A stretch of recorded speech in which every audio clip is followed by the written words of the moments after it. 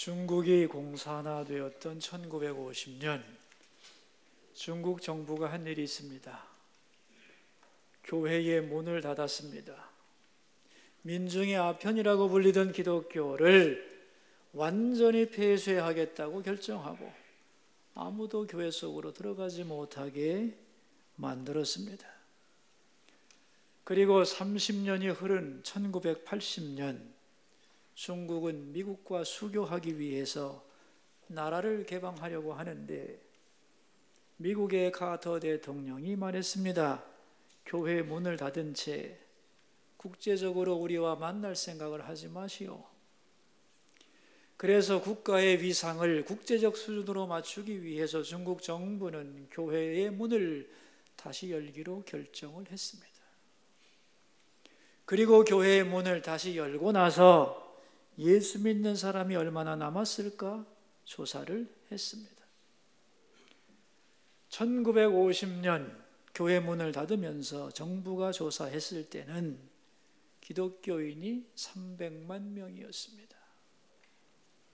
30년간 폐쇄하고 교인이 얼마나 남았을까 하고 조사해 보니 그 숫자가 얼마나 됐을까요?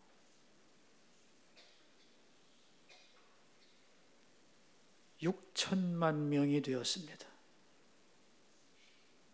아이러니죠. 교회란 어떤 곳이냐 하면은 세상의 권력이 세우거나 무너뜨릴 수 있는 곳이 아닙니다. 전능하신 하나님이 세우시고 지켜가시는 신비한 영적 공동체가 교회이기 때문입니다. 지금 북한에는 교회가 몇 개나 있을까? 성도들은 과연 존재할까? 이렇게 묻는 분들이 많습니다만은 북한의 교회는 두세 개밖에 없죠. 정치적으로 만들어 놓은 겉모양의 교회가 몇 개 있을 뿐입니다만은 진정으로 예수를 그리스도로 고백하는 성도는 꽤 많을 것으로 예측하고 있습니다. 북한을 잘 아는 어느 분이 이런 말을 했습니다. 북한의 지하교회 가보면은 사람들이 어느 집에 모여가지고 이런저런 얘기를 주고받을 때는 똑같은 가정집입니다. 그런데 시간이 되면 어디선가 십자가 하나를 꺼내서 벽에 겁니다. 그 순간 교회로 바뀝니다.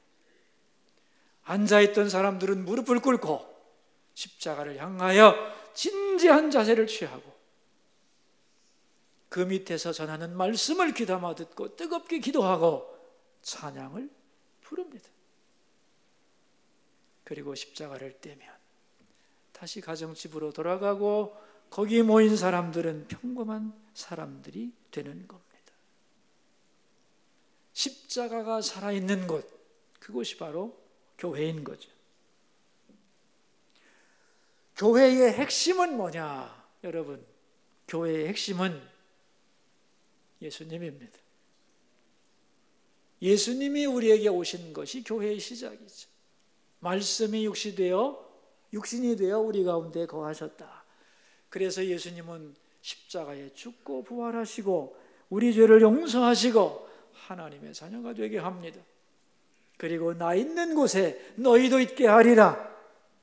저 영원한 하늘나라를 약속합니다. 이러한 예수님의 오심과 죽으심과 부활과 재림, 그것을 믿고 하늘나라를 바라보는 곳, 그것이 바로 교회인 것입니다. 오늘 본문은 교회란 무엇인가에 대한 말씀을 하고 있습니다. 지금 사도 바울은 로마 감옥에 갇혀 있습니다. 빨리 풀려나서 디모데를 만나고 싶습니다. 디모데에게 가서 아주 중요한 뭔가를 가르쳐주고 싶은데 못 갈 수도 있는 거죠. 풀어줘야 가는 거니까. 그래서 그가 어떻게 할까 고민하는 내용이 14절에 나옵니다. 우리 14절 말씀을 읽겠습니다. 내가 속히 내게 가기를 바라나 이것을 내게 쓰는 것은, 지금 가기를 바라지만 못 갈 수도 있기 때문에 내가 너한테 편지를 쓴다는 거예요. 편지를 써서 뭘 가르쳐 주기 원하느냐? 15절 상반절입니다. 같이 한번 읽겠습니다. 만일 내가 지체하면 너로 하여금 하나님의 집에서 어떻게 행하여야 할지를 알게 하려 함이니, 하나님의 집에서 어떻게 행해야 할지, 목사로 말하자면 어떻게 목회해야 하는지, 성도로 말하자면 어떻게 신앙생활해야 되는지를 가르쳐주고자 하는 것이다, 그런 얘기죠. 그래서 오늘 본문의 주제가 세 가지인데, 첫째, 교회란 어떤 곳이냐 하는 것이고, 두 번째, 교회의 핵심이 뭐냐 하는 것이고, 세 번째는 교회 생활, 신앙생활 어떻게 해야 되느냐, 그 내용이 오늘 본문 속에 다 담겨 있는 것입니다. 자, 먼저 교회란 뭐냐는 거예요. 여러분, 우리가 한평생 교회를 떠나지 못합니다. 성도는 교회와 함께 태어나고 죽는 존재인데, 우리에게 있어서 이렇게 중요한 교회란 뭐냐? 이 교회의 정의를 바로 알고 있어야 되죠.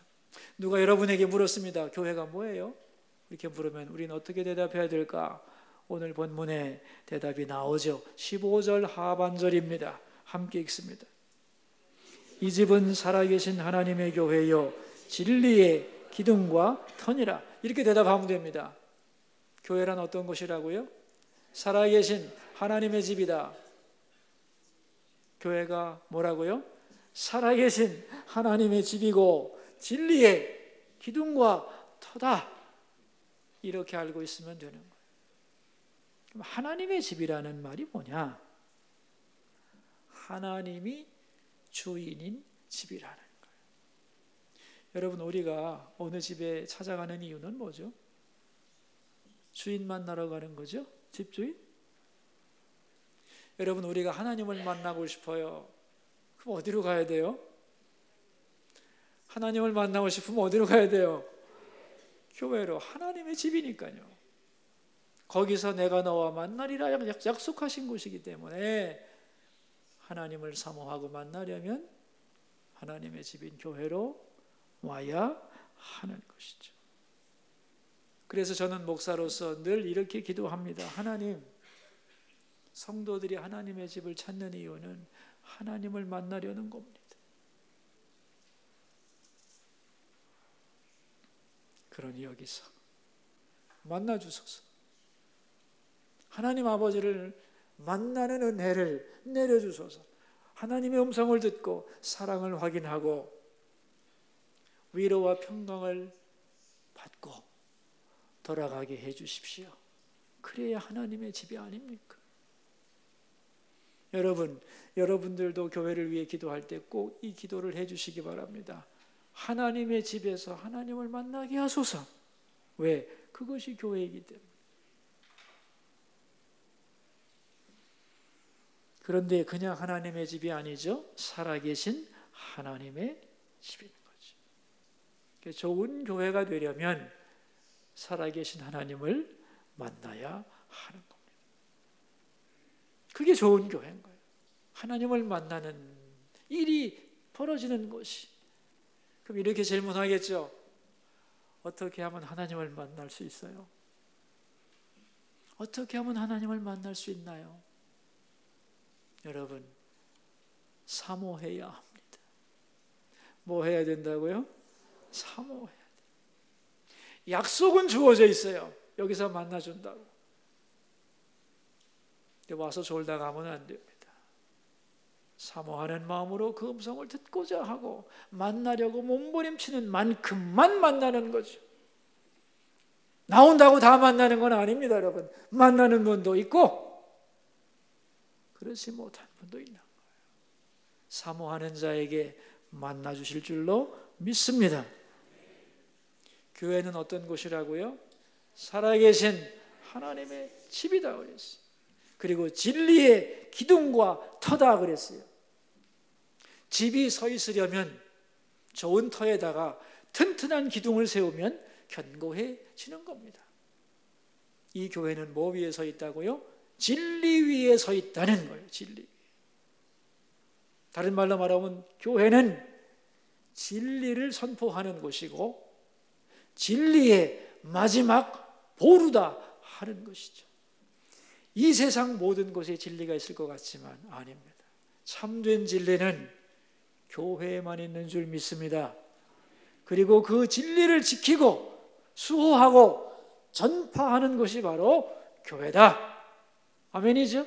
이 두 가지를 알면 됩니다. 교회란 살아계신 하나님의 집이요 진리의 기둥과 터입니다. 자, 두 번째, 그렇다면 이 교회의 핵심이 뭐냐는 건데, 교회에 반드시 있어야 될 게 뭐라고 그랬어요? 진리라고 그랬죠. 진리. 여러분, 그럼 진리가 뭐죠? 여러분, 인류 역사 이래로 모든 인간은 진리가 뭐냐고 질문합니다. 왜냐하면 우리 인간이 뭔가를 믿고 의지하고 붙잡고 살기 위해서는 그 붙잡을 수 있는 것이 필요한데 그게 진리거든요. 그래서 진리가 뭐냐고 질문하고 거기에 바르게 대답하는 것은 그의 일생에 있어서 아주 중요한 것이에요. 대부분의 사람들에게서 진리란 뭐냐 하면은 자기가 의지하고 믿고 그렇게 살아가는 기준, 그게 그 사람의 진리입니다. 예를 들면 뭐니 해도 뭐니가 최고요. 돈이 있어야 살지 돈밖에 믿을 거 없어 라고 그렇게 믿고 의지하고 살아가면 그 사람에게는 진리가 뭐예요? 돈이 진리예요. 그러나 학문적으로는 진리가 뭐냐? 진리는 변하지 않고 사실이며 의지할 수 있는 것, 그걸 진리라고 그래요. 왜냐하면 진리가 필요한 이유는 인간이 붙잡고 의지할 것이 필요하기 때문이라고 그랬잖아요. 그런데 변한다면 의지할 수가 없잖아요. 붙잡을 수 없잖아요. 사실이 아니라 가짜라면 붙잡을 수 없잖아요. 그래서 진리는 변하지 않아야 하고 사실이어야 하며 의지할 수 있는 것이어야 되는 거예요. 그것을 모든 인간은 찾은 거예요. 역사 이래로. 그러면 확실하게 찾았을까요? 못 찾았을까요? 대답하세요. 못 찾았어. 어떤 사람들에게는 그것이 돈이고 어떤 사람들에게는 그것이 권력이고 어떤 사람들에게는 선, 어떤 사람에게는 도덕. 그러나 일치된 견해는 없어요. 많은 사람들이 절대 진리는 없다고 말합니다. 진리가 없다고 말하자면 너무 인생이 허무하잖아요. 그죠? 그래서 나온 것이 뭔지 아세요? 진리는 있어. 그런데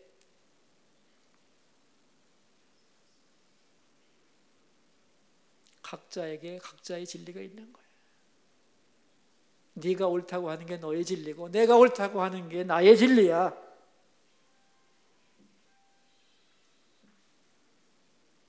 그러므로 나에게 진리가 너에게는 진리가 아닐 수 있다. 그러므로 우리는 다른 사람의 진리를 판단할 수 없다는 겁니다. 자기가 믿는 진리를 가지고 자기가 행복하다면 누가 아니라고 말하겠느냐는 거예요. 그러므로 우리에게 가장 필요한 것은 각자의 진리를 인정하는 관용이 필요하다. 관용이. 그럴 때 세상은 평화로울 것이다. 이렇게 말을 합니다. 여러분, 이게 맞는 겁니까? 틀린 겁니까? 너에게는 너의 진리가 있고 나에게는 나의 진리가 있으니 각자의 진리를 서로 인정하자. 이게 포스트 모더니즘입니다. 예를 들어보죠. 나는 하나님이 있다고 믿어. 저 사람은 없다고 믿어. 서로의 진리를 인정하는 거야. 있는 것도 맞고 없는 것도 맞아요. 자, 이게 맞는 거예요? 틀리는 거예요? 틀리는 거예요. 그러나 세상은 이렇게 살아갑니다. 여러분, 우리가 믿는 세대가 이런 세대입니다. 지금 앞으로는 더욱 절대 진리가 없는 엄청난 혼란 속에서 사람들이 헤매게 될 겁니다. 그러므로 진리란 무엇인가? 이게 옛날에만 중요한 질문이 아니고요, 오늘도 중요한 질문이고, 우리 각자가 스스로 대답해야 됩니다. 나에게 있어서 진리는 뭐지? 그리고 거기에 대하여 진실한 대답을 해야 되는 거죠. 그렇다면 성경이 말하는 진리는 뭐냐는 거예요. 하나님이 계시하신 내용이 진리예요.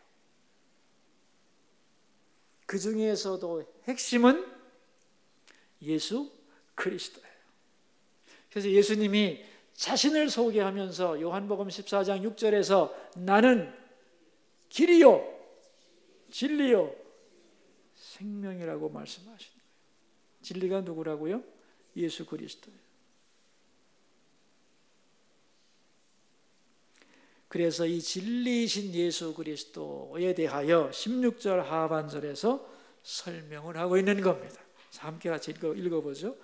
그는 육신으로 나타난 바 되시고 영으로 의롭다 하심을 받으시고 천사들에게 보이시고 만국에서 전파되시고 세상에서 믿음 받으시고 영광 가운데서 올려주셨느니라.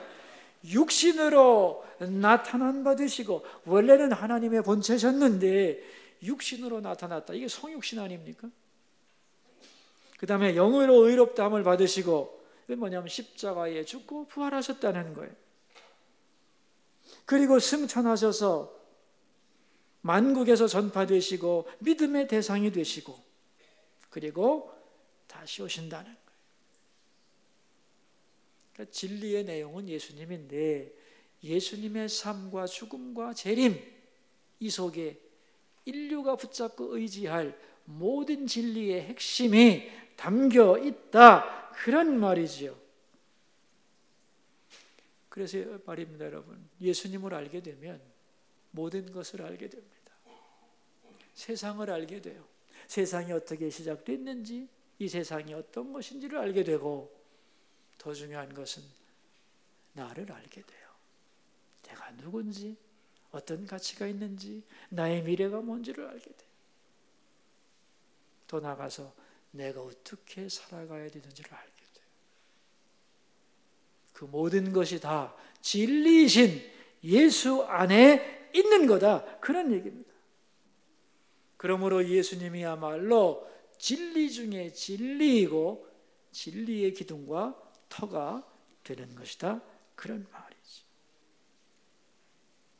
이런 의미에서 교회의 가장 큰 사명은 뭐냐 하면은 진리이신 예수님을 전파하는 거예요. 예수님이 진리라는 것을 외치는 것이. 여러분, 교회가 진리를 외치지 않으면 이 세상은 참된 진리를 들을 기회가 없는 것입니다.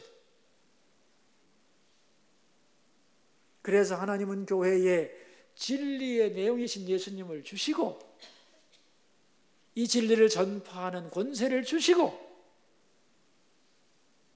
진리를 소유하고 전파하는 사명을 교회 위에 주신 것이죠.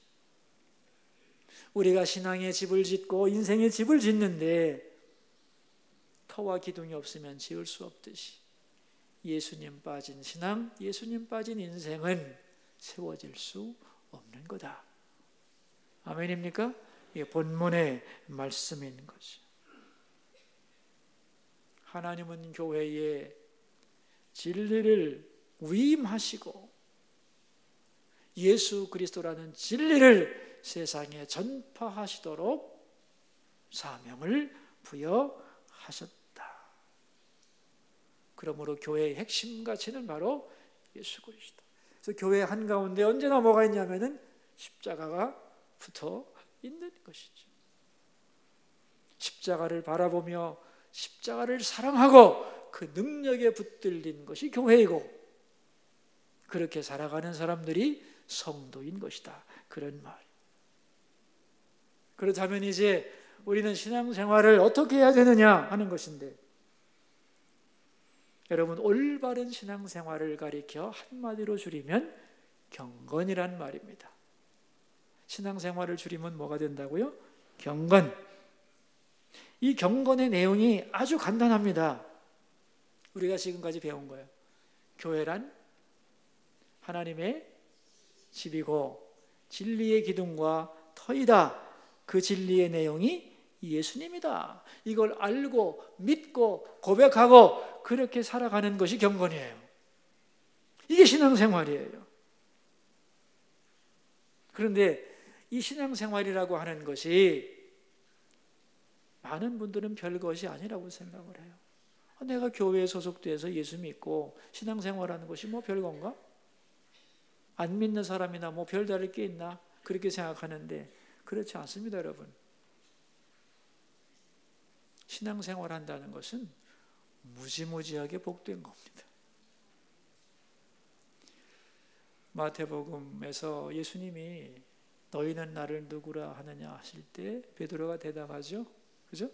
주는 그리스도시요 살아계신 하나님의 아들입니다. 그럴 때 그 말씀 듣고 좋아하시면서 예수님이 하신 말씀이 뭐냐면 바요나 시모나 네가 복이 있도다. 이것을 알게 하신 이는 혈육이 아니요 하늘에 계신 너의 아버지다 그랬어요. 진짜 복이 뭐라는 거예요? 예수님이 누군지 아는 게 진짜 복이라는 거예요. 여러분, 교회 다니고 예수님이 누군지 아는 것은 우스운 일이 아닙니다. 진정한 복인 줄로 믿습니다. 이 경건이라고 하는 것이 무가치한 것이 아니라 굉장히 복된 것이다. 그러면서 바울은 이 경건의 특징을 세 가지로 설명합니다. 그게 16절 상반절인데 같이 한번 읽겠습니다. 크도다 경건의 비밀이여 그렇지 않다 하느니 없도다. 자, 경건의 첫 번째 특징이 뭐예요? 크도다 그랬어요. 크도다. 신앙생활 하는 것, 경건이라고 하는 것이 얼마나 큰 건지 아느냐 이거예요. 이 세상에 큰 게 많지만 복음보다 큰 게 없고 우리의 신앙을 통해 주어지는 것보다 더 큰 것은 없는 겁니다. 여러분, 예수 그리스도의 복음 안에는 모든 것이 들어있죠? 그렇죠? 하나님의 사랑이 들어있고 나의 존재 가치가 들어있고 영원한 천국도 그 속에 들어있죠? 이 복음이라고 하는 것, 예수 믿는다는 것 자체는 무지무지하게 큰 사건이라는 거예요. 찬송가 가사 속에도 있잖아요. 하늘을 두루마리 삼고 바다를 먹물 삼아도 그 크신 하나님의 사랑 다 기록할 수 없겠네. 바다를 먹물로 생각하고 하늘을 종이라 생각해서 아무리 써도 다 쓸 수가 없다. 그러니까 하나님의 사랑과 은혜는 하늘보다 높고 바다보다 넓다는 거예요. 이것을 믿는 신앙, 경건이라고 하는 것은 무지무지하게 큰 거라는 거예요. 여러분, 예수 믿는 게 작은 사건 아닙니다. 무지하게 큰 사건인 줄로 믿습니다. 위대한 사건이라는 거예요. 또한 이 경건, 신앙생활 하는 것은 두 번째 특징이 뭐예요? 비밀스럽다는 거예요. 비밀스럽다는 건 뭐냐면은 모두에게 알려주지만 모두가 다 아는 게 아니에요. 하나님이 알려주신, 하나님이 알게 하신 사람만이 복음을 아는 거죠. 그죠? 다 알게 하지만 모르는 사람도 많은 거예요. 그래서 이 복음은 비밀스러운 거예요.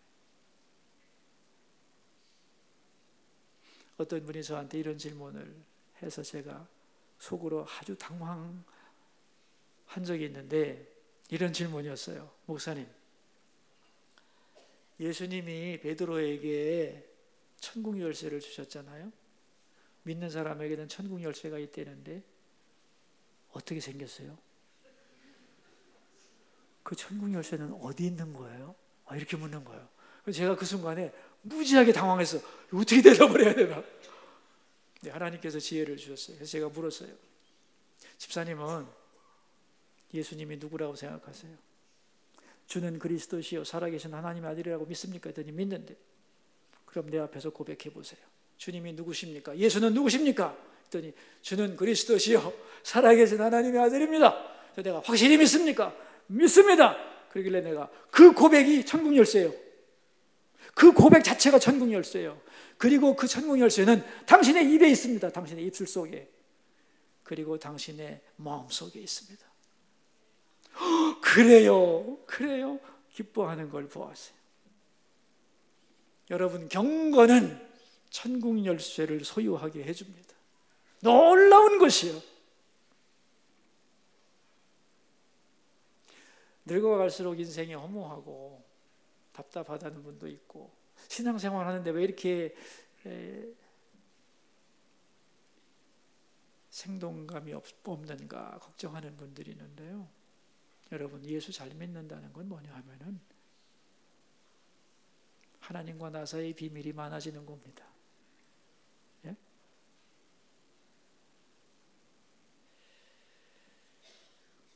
하나님과 나 사이에 처음에는 모르는데 점점 시간이 갈수록 주님과 나만이 아는 신령한 비밀이 생겨나나요? 생겨납니까, 여러분? 그 비밀이 많아지는 것이 성장입니다. 그 비밀이 많아질 때 생동감이 생겨나고 인생은 허무해지지 않는 거예요. 10년 전보다 주님과 나와의 비밀이 많아졌어. 세상 사람들은 몰라도 주님은 나를 아시고, 나와 주님과의 비밀이 많아질수록 그 신앙은 깊어지는 거예요. 여러분, 하나님은 우리와 주님 사이에 비밀이 많아지기를 원하세요. 그죠? 그 비밀이 많아질수록 천국에 가까워지는 거예요. 그럼 이렇게 질문하겠죠. 어떻게 하면 그 비밀이 많아질 수 있나요? 간단해요. 하나님의 말씀에 응답하려고 몸부림치면 돼요. 하나님이 우리에게 말씀 주실 때 그 말씀을 그냥 한 귀로 흘려버리지를 말고 그 말씀에 내가 뭔가 응답을 해보겠다고 몸부림치고, 성령께서 내게 감동을 주실 때에 그 감동에 따라서 뭔가를 하려고 발버둥을 쳐보세요. 그럼 반드시 주님이 우리에게 비밀을 줘요. 신앙의 비밀을. 그리고 그 비밀이 많아질수록 우리의 신앙은 충만해지게 되어 있는 것이다. 그런 얘기입니다. 여러분에게 주님과 여러분 사이에 더 많은 비밀이 생겨나기를 축원합니다. 경건해질수록 비밀은 많아지는 거다. 아멘이죠? 그래서 경건의 특징이 두 가지 얘기했는데, 마지막으로 경건의 세 번째 특징이 뭐예요? 그렇지 않다 하느니 없도다. 이게 뭐냐면 경건은 옳은 것이라는 거예요. 정말 맞다는 거예요. 여러분이 점점 경건해지고 믿음이 자랄수록 하나님이 하시는 모든 것이 맞습니다. 이렇게 되는 거예요. 처음에는 뭐가 그래요? 의심하고 불평하고 원망했지만 경건해질수록, 믿음이 성장할수록 다 옳습니다. 제가 어리석은 생각을 할 때는 틀렸지만 하나님이 이제 믿음을 가지고 나니 주께서 하신 일이 맞습니다. 고난도 나를 위한 것이고 이 풍랑인연하여 소원의 항구로 인도하시는 하나님의 역사가 옳습니다 라고 고백하게 되는 것이다. 그런 말이지. 여러분, 신앙생활하는 것이 얼마나 위대한 일인지, 얼마나 크고 위대한 사건인지, 그리고 신앙 속에는 얼마나 많은 비밀이 있는지, 그리고 신앙이 성장할수록 하나님은 다 옳습니다. 아멘. 그렇게 고백하며 살 수 있는 거다. 그런 얘기죠. 근데 너무나 많은 사람들이 요즘에 교회의 정의를 잃어버리고 교회의 위대함을 상실하고 있죠. 교회는 살아계신 하나님의 집입니다. 진리의 기둥과 터입니다. 그러므로 바른 교회가 되려면 진리를 바르게 선포해야 되는 거죠. 예수 그리스도를 이 세상에 올바르게 전해야 한다는 것입니다. 그리고 그 진리의 내용은 예수 그리스도. 그런 얘기죠. 아마 바울은 디모데에게 이런 얘기를 해주고 싶었던 것 같아요. 디모데야, 너는 작은 교회를 섬기고 있다. 그러나 담대함을 가져야 된다. 네가 지금 살고 있는 에베소에는 아데미 신전이라고 하는 거대한 우상의 신전이 있지. 그걸 보면서 너는 초라하다고 생각하겠지. 네가 믿는 하나님이 아니라는 거예요. 그 우상은 인간이 만든 죽은 우상일 뿐이고, 아무리 그걸 위한 큰 신전이 있다 할지라도 기죽지 마라. 하나님의 교회는 인간의 생각이나 고안물이 아니라 하나님이 주신 진리 위에 서 있는 것이고 예수 그리스도에 서 있는 것이다.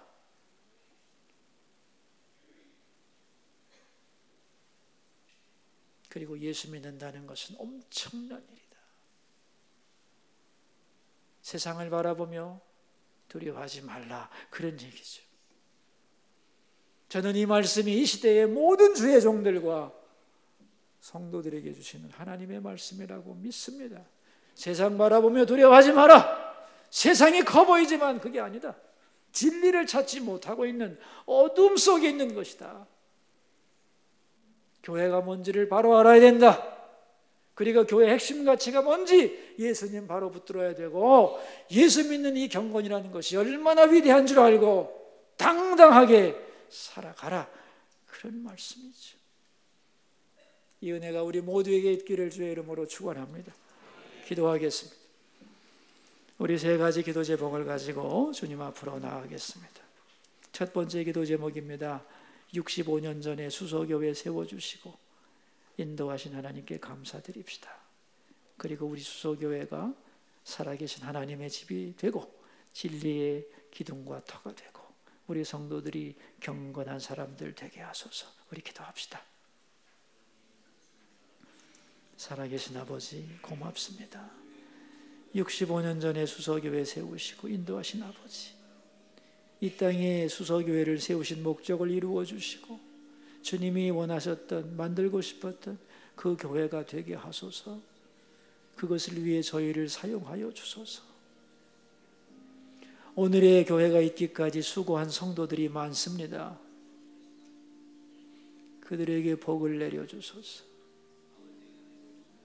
신앙생활이 얼마나 멋진 일인가, 얼마나 그 속에는 비밀이 많은가, 그 감격을 누릴 수 있는 성도들이 되도록 역사하옵소서.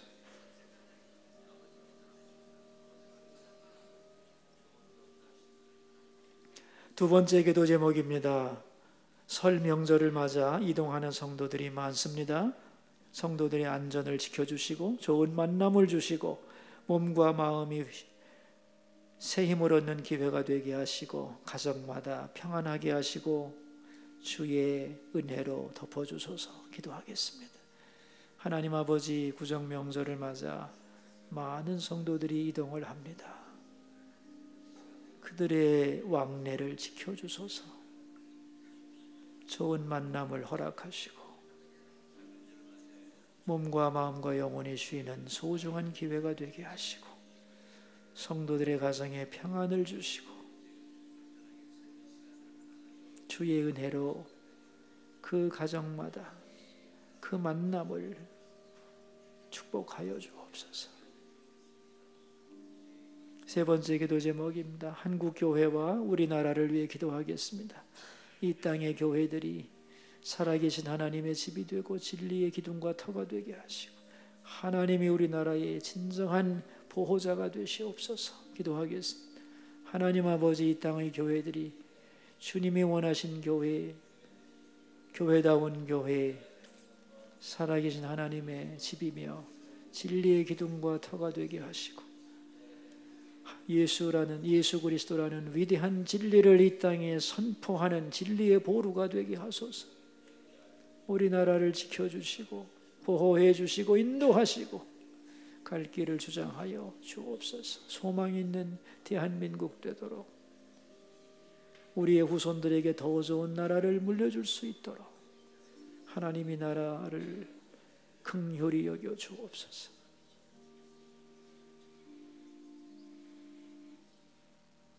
살아계신 하나님, 65년 전에 수소교회를 세우시고 오늘까지 인도하심을 찬양합니다. 교회가 무엇인가? 살아계신 하나님의 집이라는 것, 그리고 진리의 기둥과 터라는 것 확실히 알게 하소서. 내가 여기서 너와 만나주리라, 그 약속이 이루어지는 교회가 되게 하여 주소서. 교회를 통하여 경건을 배우게 하여 주시고, 그 경건이 얼마나 크고 비밀스럽고 아름다운 것인지를 경험하는 우리 수서의 성도들 다 되게 하옵소서. 존귀하신 예수님 이름으로 기도하옵나이다. 아멘.